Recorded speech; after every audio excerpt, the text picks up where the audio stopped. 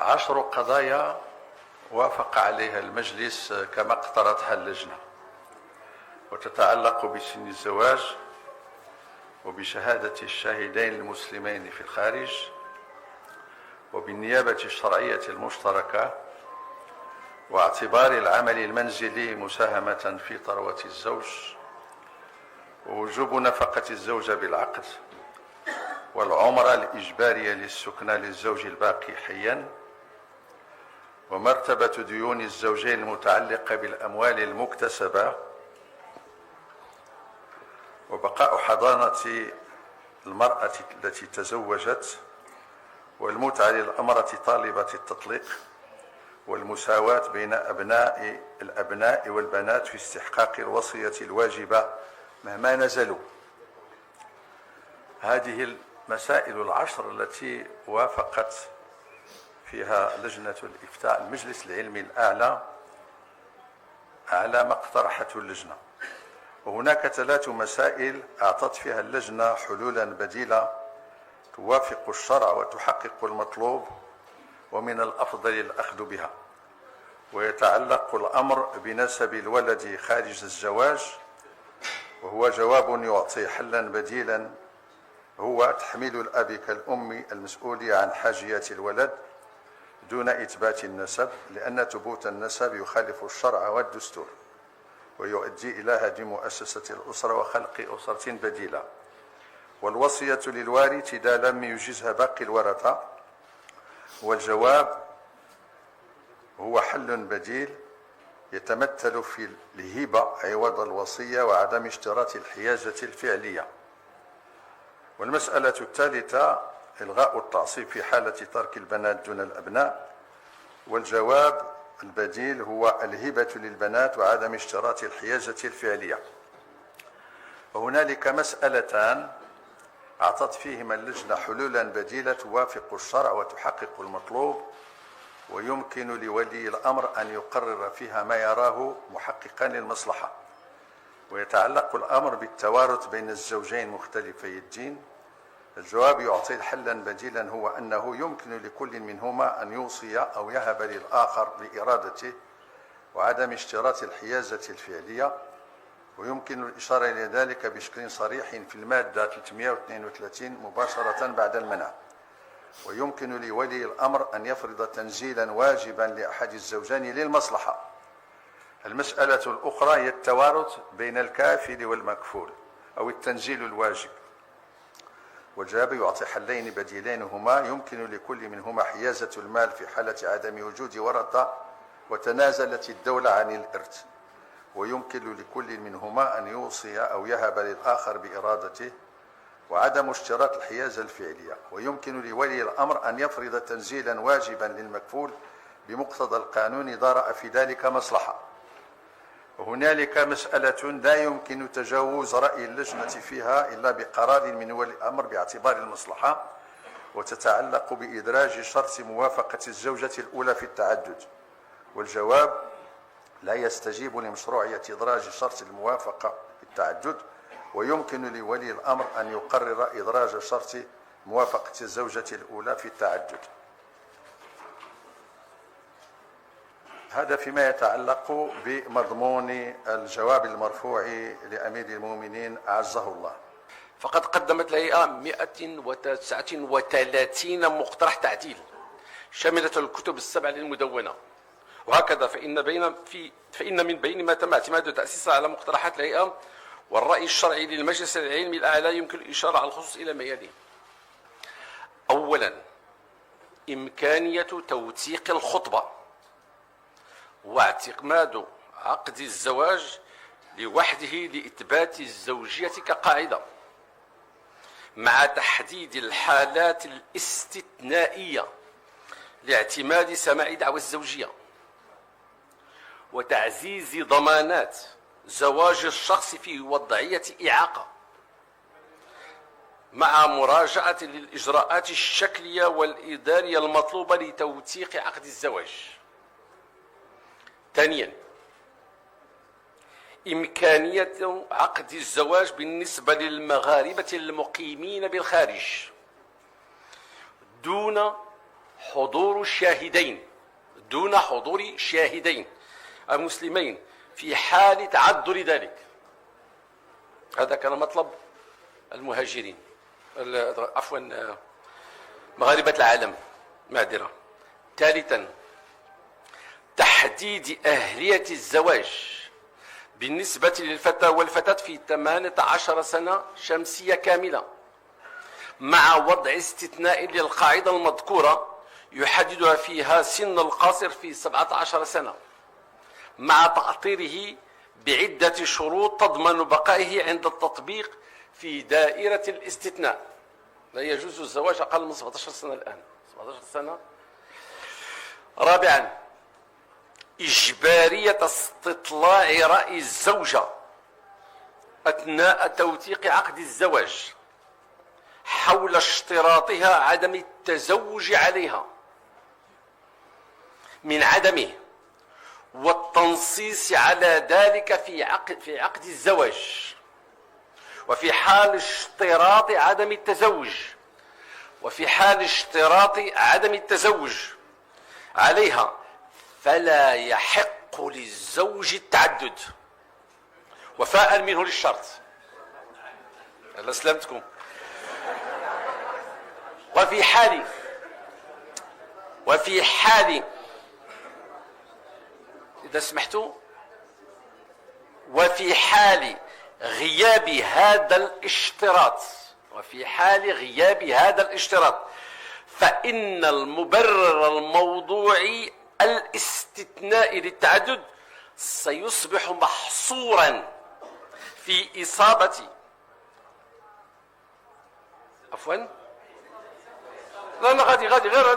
غادي نوصل الفكرة مقادة باش ما يجيش واحد يقول لنا غدا. سيصبح محصورا في إصابة الزوجة الأولى بالعقم أو بمرض مانع من المعاشرة الزوجية، هذا هو الاستثناء الوحيد الموجود، أو حالات أخرى يقدرها القاضي وفق معايير قانونية محددة تكون في الدرجة نفسها من الموضوعية والاستثنائية. خامسا، إحداث هيئة غير قضائية للصلح والوساطة يكون تدخلها مطلوبا مبدئيا في غير حالة الطلاق الاتفاقي، مع حصر مهمتها في محاولة الإصلاح بين الزوجين والتوفيق بينهما فيما يترتب عن الطلاق من آثار. سادسا، جعل الطلاق الاتفاقي موضوع تعاقد مباشر بين الزوجين دون حاجة إلى سلوك مسطرة قضائية. إذا اتفقوا داروا عقد اتفاقي ما كاينش يمشيو للقضاء. وتقليص أنواع الطلاق والتطليق، بحكم أن التطليق للشقاق يغطي جلها، وتحديد أجل 6 أشهر كأجل أقصى للبت في دعوى الطلاق والتطليق. سابعا، هذه مهمة جدا، تأطير جديد لتدبير الأموال المكتسبة أثناء العلاقة الزوجية، مع تتمين عمل الزوجة داخل المنزل واعتباره مساهمة في تنمية الأموال المكتسبة خلال قيام العلاقة الزوجية. نعود لك.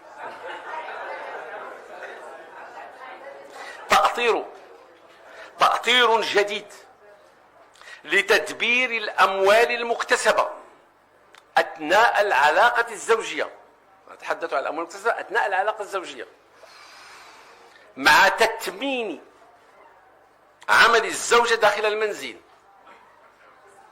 واعتباره مساهمة في تنمية الأموال المكتسبة خلال قيام العلاقة الزوجية. بلا مشرحة. ثامنا، اعتماد الوسائل الإلكترونية الحديثة للتبليغ في قضايا الطلاق والتطليق، مع قبول الوكالة في هذه القضايا باستثناء طبعا مرحلة الصلح والوساطة. سابقا الطلاق كان غير مقبول بالوكالة، هذا أصبح. تاسعا،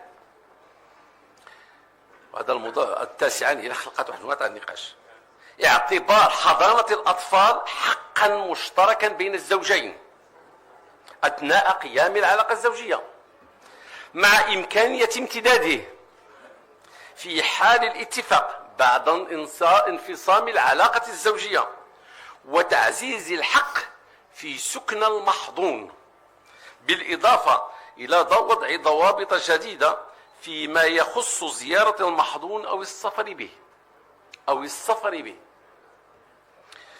عاشرا، عدم سقوط حضانة الأم المطلقة على أبنائها بالرغم من زواجها. 11، وضع معايير مرجعية وقيمية تراعي في تقدير النفقة، وكذا آليات إجرائية تساهم في تسريع وتيرة تبليغ وتنفيذ أحكامها. 12، تكلمنا على الحضانة، دابا النيابة القانونية لأنه طرح الإشكال. جعل النيابة القانونية مشتركة بين الزوجين في حال قيام العلاقة الزوجية وبعد انفصامها، وفي الحالات التي لا يتأتى فيها الاتفاق بين الزوجين على أعمال النيابة القانونية المشتركة، يرجع في ذلك إلى قاضي الأسرة للبت في الخلاف الناشئ في ضوء معايير وغايات يحددها القانون.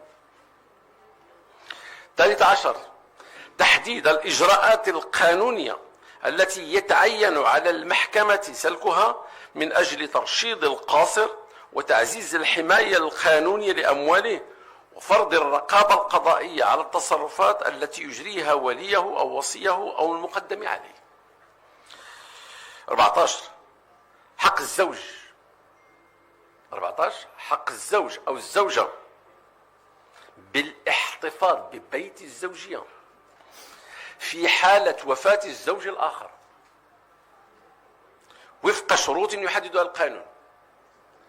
إلا ما الراجل تبقى امرأة في الدار حتى تموت، وإلا المرأة يبقى الراجل في الدار حتى يموت،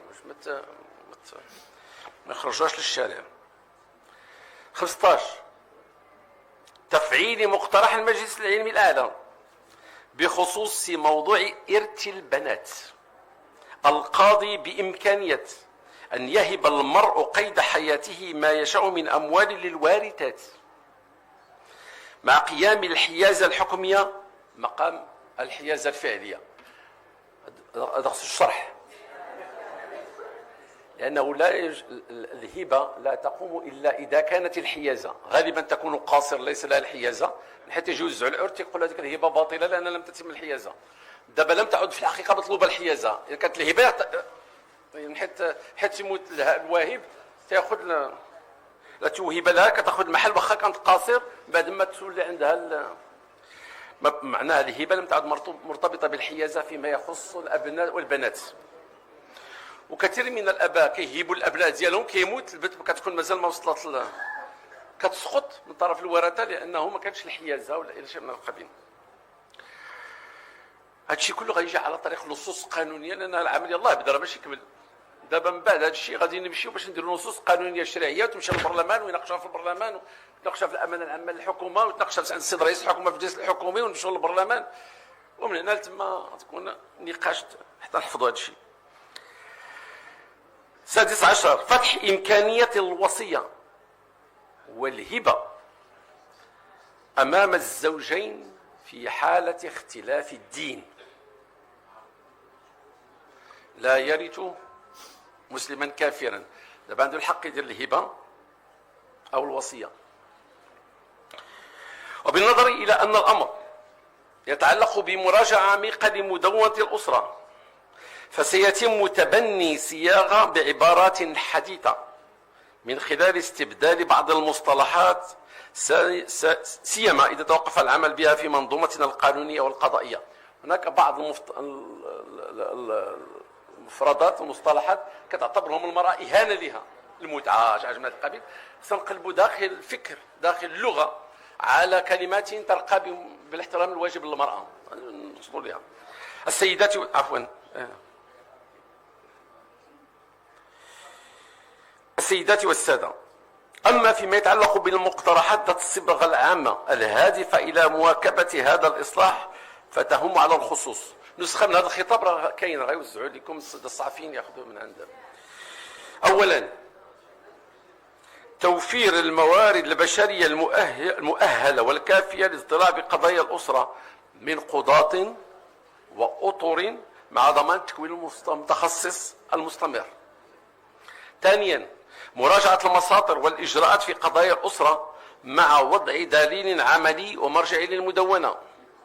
ثالثا، تسهيل الولوج إلى القضاء الأسري عبر إحداث شباك موحد على مستوى محاكم الأسرة.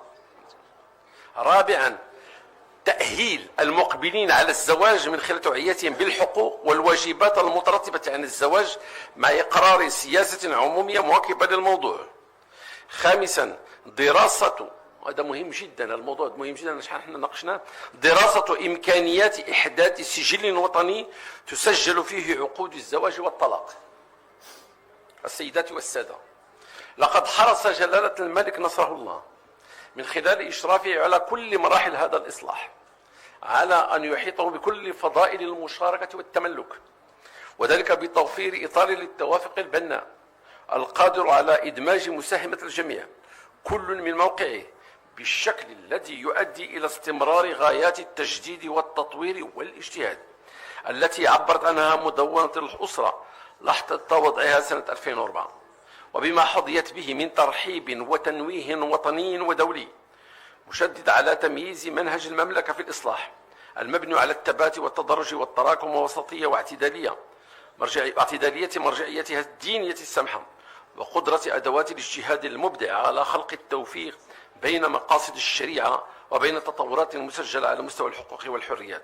لهذا فإن التعليمات السامية لجلالة الملك التي حرص بلاغ الديوان الملكي في الموضوع على بيانها والموجهة إلى السيد رئيس الحكومة المحترم وإلى السيد الوزير والسادة الوزراء المعنيين المحترمين مباشرة بمشروع مراجعة مدونة الأسرة، تؤكد على ضرورة أن تستمر هذه الروح في مرحلة صياغة مشروع المراجعة. تحدثنا عن مراجعة مدونة الأسرة بكاملها الآن، وكذا في سياق مناقشته والتصويت عليه من قبل البرلمان، وللوصول إلى اعتماد صيغة جديدة للمدونة تتمن مكاسب نسختها الأولى وتعضدها وتراجع نقاط تعطلها على أن تكون الغاية المشتركة في ذلك تحقيق المساواة والتوازن الأسري وترسيخ مبادئ العدل والإنصاف والتضامن والانسجام بانخراط الجميع، وبحث المواطن المعود لوضع لبنة جديدة في مسلسل دعم دولة الحق والقانون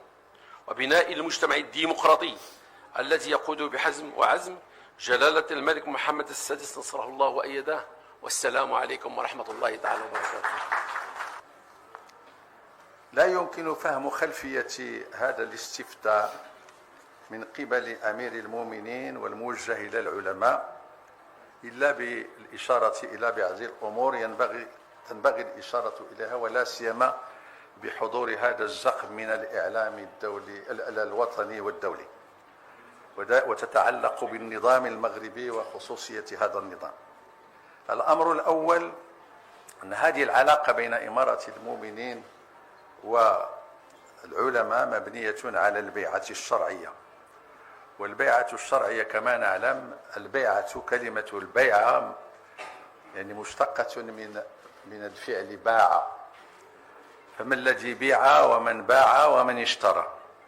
البيعة تتعلق بالمشروعية في النظام الإسلامي الشرعي الذي احتفظ به المغرب ويتميز به والحمد لله، وهي بيعة مكتوبة في المغرب، لا توجد خارج المغرب مكتوبة ولا مرعية، حافظ عليها المغاربة منذ كانوا في تاريخهم. كلما كان هنالك ولي أمر إلا لا يصح قيامه إلا ببيعة تعطيها الأمة بالإجمال والتفصيل، بالإجمال من مشيخة العلماء ثم بالتفصيل عبر ممثلي الحواضر والبوادي قبل الأنظمة التمثيلية الدستورية الحالية. قلنا لا يمكن فهم هذه العلاقة ولا هذا الاستفتاء وهذا الإفتاء إلا في إطار أمور منها هذا الأمر، البيعة الشرعية. البيعة الشرعية المكتوبة مبنية على الكليات الخمس. ما هي هذه الكليات الخمس؟ هو أن المشروعية تعطيها الأمة لولي الأمر مقابل التزامه بأن يفي بأساسيات خمس يسميها العلماء بالكليات الخمس، وهي أن يحفظ للأمة دينها، لأن الدين هو الذي يعطي الحياة المعنى للحياة، وأن يحفظ لها الأمن، أمن النفوس، وأن يحفظ لها النظام العام المعبر عنه عند الفقهاء بالعقل، وأن يحفظ لها العيش أو الاقتصاد، وأن يحفظ لها الكرامة معبر عنها في لغة الفقهاء بالعرض، وهي الكرامة التي نتحدث. هذه الأمور الخمسة التي لا يخرج عنها دستور في العالم إلا ما كان من الدساتير التي لا تدرج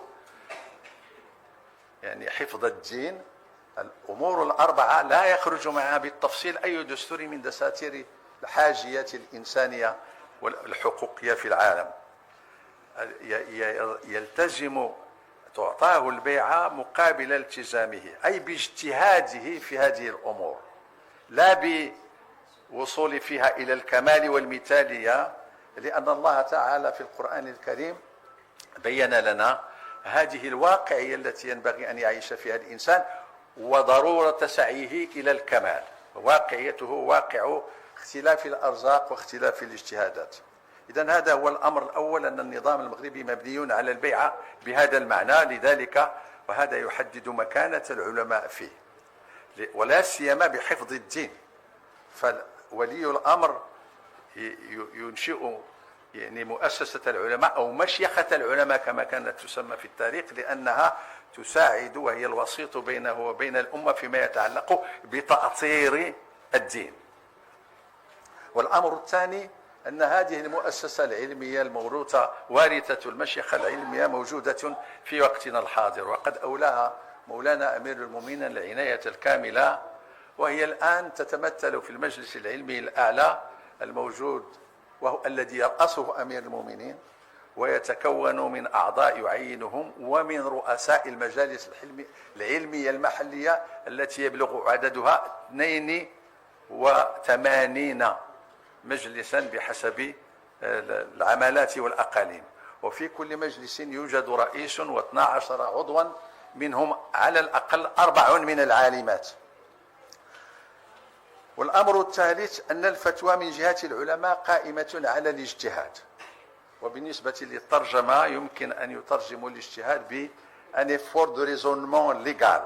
effort de raisonnement légal. أولا هذا الاجتهاد مبني على النظر في النصوص الشرعية الذي هو مختلف عن النظر في غيرها من النصوص، وهذا ما جعل علماء الإسلام يضعون له قواعد وآليات تضبط فهمه والاستنباط منه، فهمها والاستنباط منها حتى لا تنفلت عن القصد التعبدي المقرر فيها بالامتثال والاستجابة. ثانيا في دائرة الاجتهاد أن العلماء رتبوا مصادر التشريع وجعلوا على رأسها القرآن الكريم والسنة النبوية والإجماع الكونسنسوس والقياس سيلوجيزم، والسنة النبوية التي هي المصدر البياني لملازم للقرآن الكريم.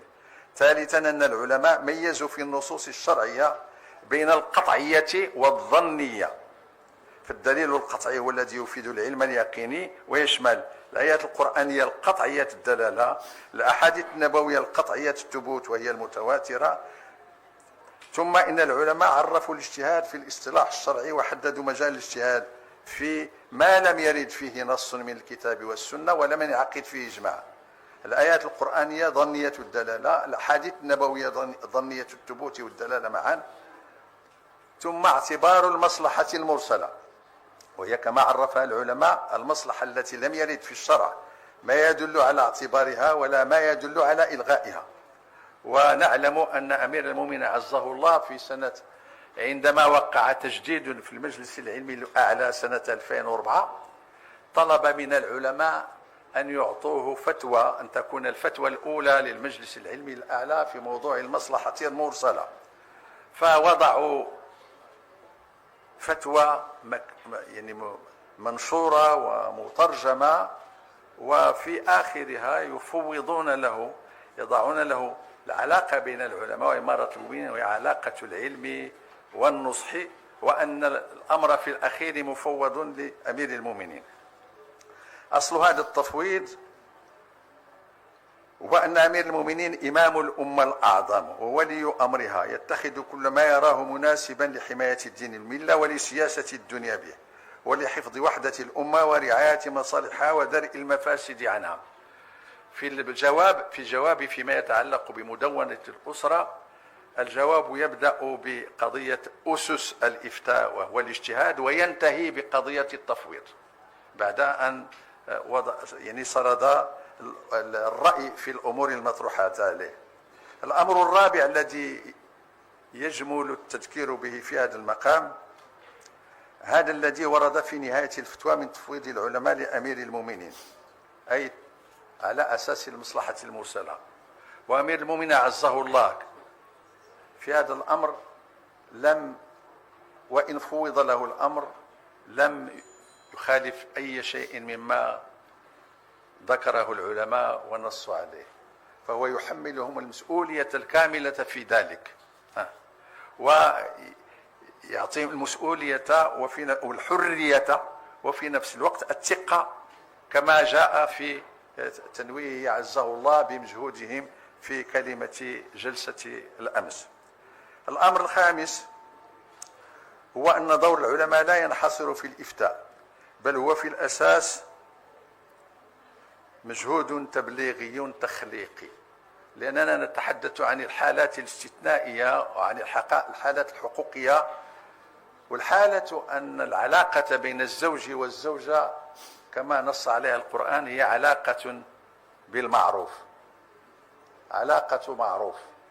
إذا كانت علاقة المعروف فإن الأمر لا يصل إلى هذه النزاعات وإلى هذه المطالبات، ولكن هنالك استثناءات ينبغي أن يحميها ولي الأمر، هي التي تتعلق بما ينبغي أن يفعل في هذه النازلة أو تلك.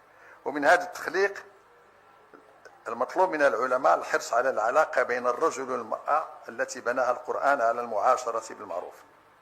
الأمر السادس والأخير الذي ينبغي التذكير به هو أن العلماء وهم يفتون في كل الأمور واعون بالتحديات المرتبطة بالنظام الاقتصادي والاجتماعي التي تطرح عددا من المشاكل الدينية والدنيوية. والسلام عليكم ورحمة الله تعالى وبركاته.